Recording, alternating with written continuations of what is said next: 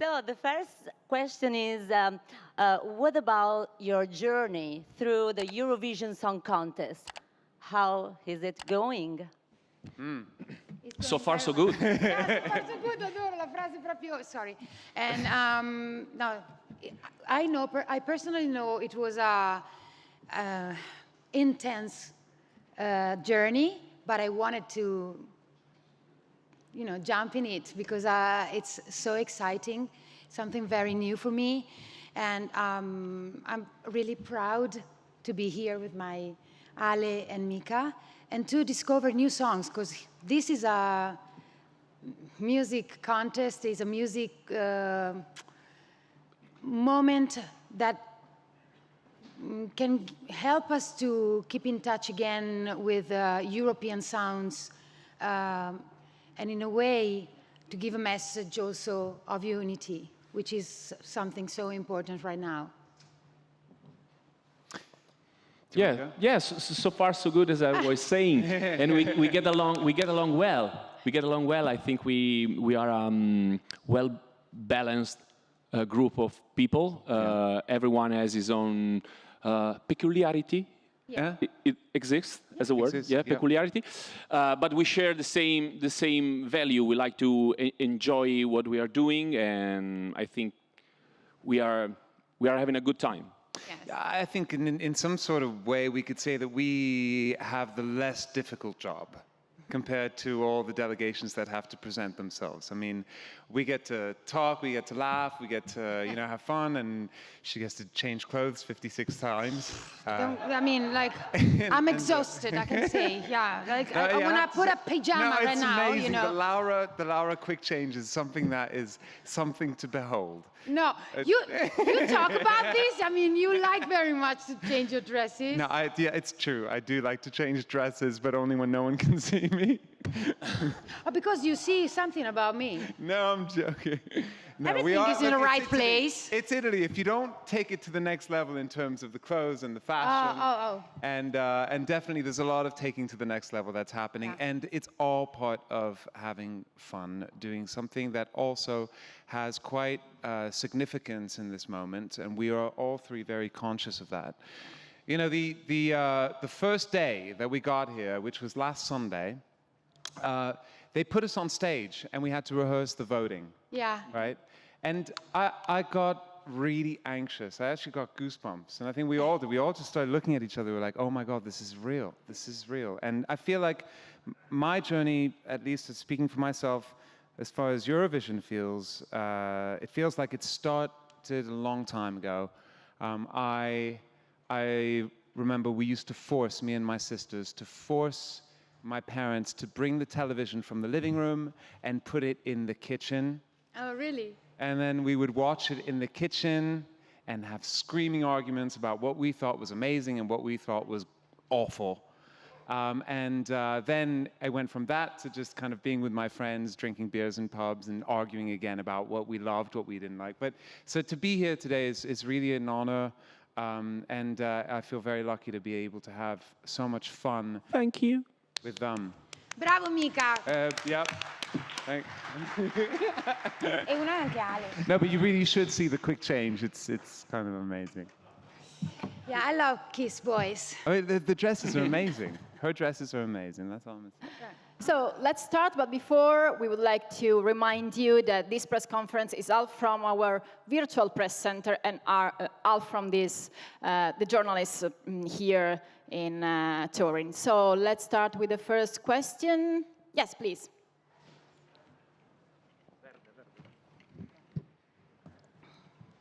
Hi, my name is Angela Calvini. My newspaper is Avvenire, daily Italian newspaper. You are conscious that this is a very difficult moment because of the war in Ukraine, and the announced theme of Eurovision is about peace. So which is, in your opinion, all of you, the message that Eurovision and all the European singers can send outside to make a real effort and strong message about peace? Thank you so much. Well, I think it's a very simple word, which is music. Music is peace. music is a message of unity, I think, no? And we are here to let music continue his journey, because it's not fair to stop music. We are here all together, hand by hand, to say something that is very clear and direct through the music. Music is the best symbol we can have, is the greatest goosebump we can feel. And it's a simple and short word, which means peace in the same time, for me. I think I completely agree with that sentiment, and I think that the music is also a tool to evaluate people, to evaluate the situation differently. I think it's something that definitely unites, just like Laura said, and I think it also enables people to showcase what makes them all so different at the same time. It's funny, today we were watching for the first time the semifinals really coming together with all the different acts, this in the rehearsal, which I think a lot of you saw.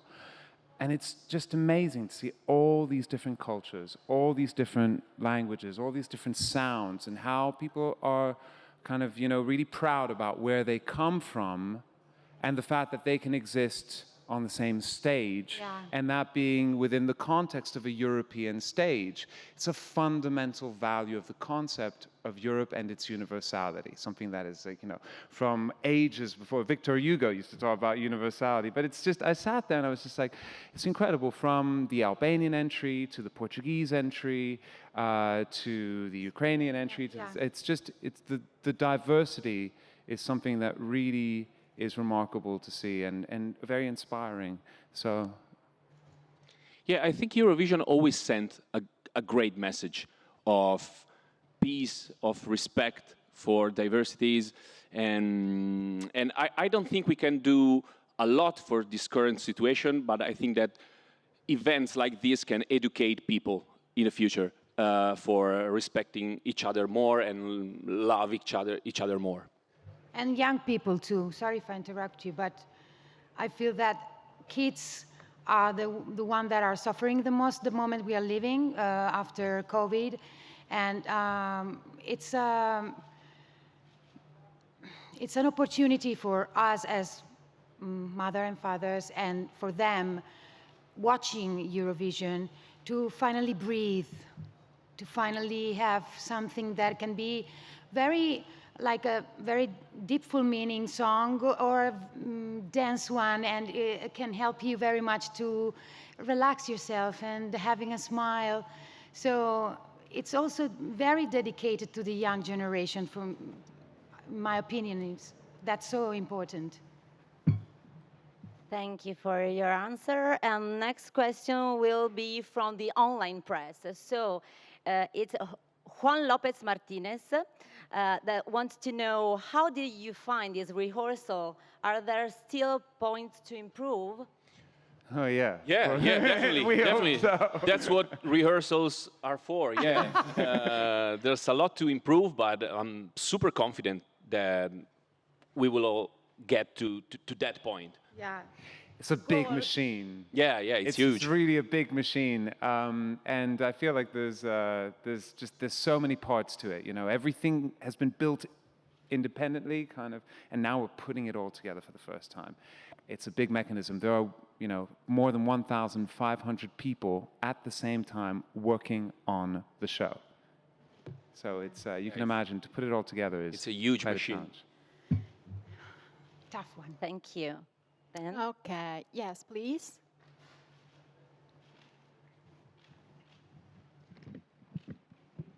You sing a song? No, No. it's better not. Because then we give So- the points. 10 points. I only ask a question for, I'm Tiziana Leone from Il Secolo XIX. My first question is for Mika and Laura Pausini. I would like to ask you if you can tell us how will be the duet that you will do in the second semifinal, because there is a great moment between you two, and how will be, and how did you choose the song that you were going to sing? And after, also for Alessandro Cattelan, if you can tell us something about the opening of the semifinal that you will do it. Thank you. Thank Okay, you. thank you. So Mika, Okay. tell the truth. Well, do you like it? No, yeah, of course. It's- Yeah, of course. It's quite a beautiful moment. It's very pure, and we wanted to do something that was quite pure and musical, where the lyrics and the intention of the original artists was the thing that we put most in value and most in front. So it's actually it's again a message of unity. Yeah, we wanted to take advantage of this very special moment for us on stage to give a message. So we wanted to find songs that were able to help us to say something we believe, both of us, of course, and in the same times to be very not only clear but very simple. You will see something that is really dedicated on our voices and the message we are going to sing. No, I mean, I want to say everything, but I don't know if I can. It's funny that the most simple thing, Yeah. somehow just it's a bit of a goosebumpy moment. We were really focused on the search of the right songs to say something, because I can say it is a little journey inside the journey of Eurovision, because if you please follow what we are going to sing, because it starts with a kind of feeling that is growing up and goes to the final message, which is probably the most important one of... I can't resist. Yes, I can't resist. No, I just want to say, Did you see there it? will be a moment where I we sing some Patti Smith. Patti Smith. No, you didn't say anything about it, right? No. I saw them and they are great. Thank you. Yeah, you will see. And It's a yes for us. it's a 2 points for Mika and Laura. Talking about me, I think that self-irony is one of the most important things in life. And so I'm doing a cold opening when I try to tell to the European people how Italian people prepare for an event like this. And I don't think I can say too much. There will be a spectacular choreography with the dancer and stuff, but I don't think I'm allowed to say more. Thank you. Next question is from Romania, and it's for Mika. The question is that you just finished the North American tour. What was it like touring and preparing for Eurovision at the same time? It was a nightmare. I didn't sleep. It was really. I remember we were. I was on my way to Coachella, and I was doing video conferences, at the same time. And then I was like, I've got to go. I've got to warm up. I've got to go and sing. But I was working into the night, and then in the morning, and then doing the shows.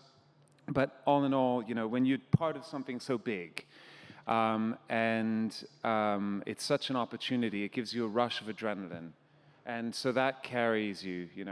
I don't know what I'll be like on Sunday, probably just a baked potato, but you won't be seeing me on Sunday, so it doesn't matter. I will be with my dogs and just kind of, but it's amazing. Look, we're all working really hard. We all had the privilege of bringing authors with us as well, who write with each other and for us, and they're probably the best in the country. Yeah. When you put them all together and you look at these authors all kind of like arguing about every single tiny detail, and then it's really quite something. It's quite a fun experience. Every single gesture that you do, everything we say, when you're doing a show that's being watched by 4 million people, is significant. When you do a show that's being watched by 16 million people like Sanremo, that's significant. Oh, God. When you do a show that's being watched by 200 million people... You want to run away. Yeah. You don't want to think about it. You want to think about it, yeah. No, it's amazing. Grazie for this invitation. Okay, another question, yes.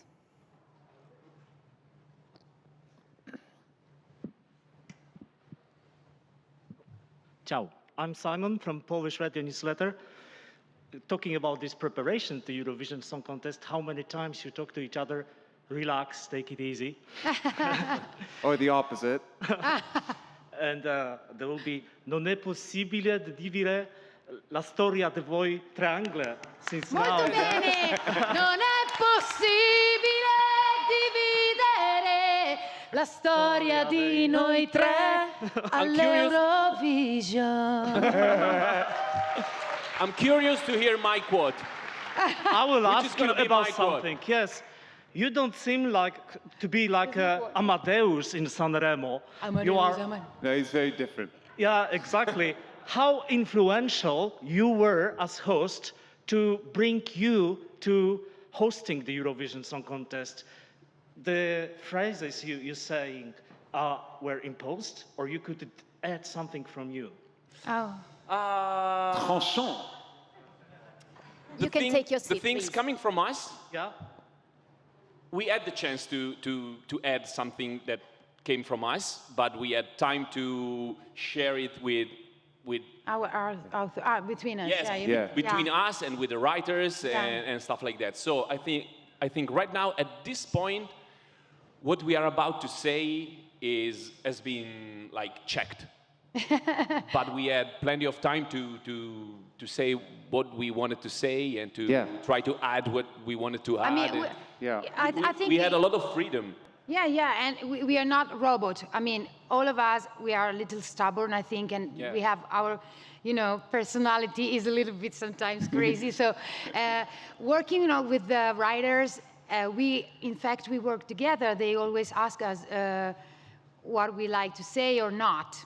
And we have a lot of countdowns while we are talking, right? Time, no, 1 second, 2 seconds, stop. That's very difficult for me because I like very much to talk, and so sometimes I'm starting a new argument and I'm taking a look at Ale or Mika and they are like, okay, so. Yeah. And in Italian, I speak very fast. I can read a newspaper in 1 minute. With the English, it's a little bit better because I had to slow down a bit. Me too. When I first met Alessandro and he was presenting in Italian, I had just learned Italian, like literally that summer. And I get to this big TV show and I'm sitting down, everyone's being really nice and he's being really nice. Then he gets on stage and we're live on air and I've just learned Italian. Okay, I've only been speaking for a few months. And then he starts to go, ciao, benvenuti a una nuova edizione di bla bla bla. Allora, adesso vi aspettiamo. What the fuck is saying? I don't get a word. I don't get a word. What is this guy saying? I literally just like stared at him. I just had a panic attack.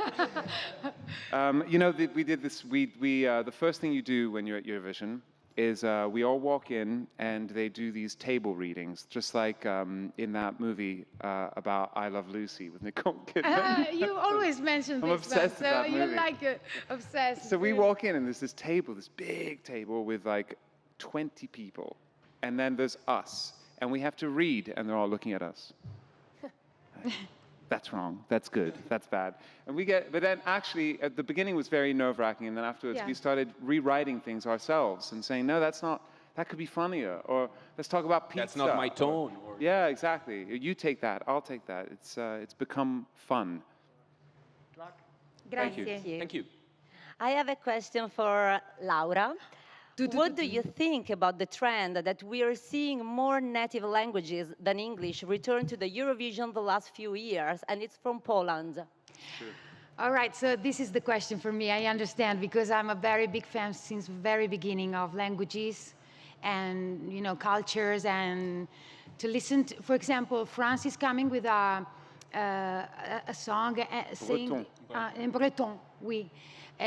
Which is something very new, I think, for them too, So that's very interesting because it's an opportunity for all the audience and for us to learn, to watch, to discover, and to be curious also, and then probably go visiting a place. Like, it's a way for us to invite foreign people to come to Italy, and probably for us Italian to visit other places through the music in another language, and they dress. I mean, I'm in love with this. This is life for me.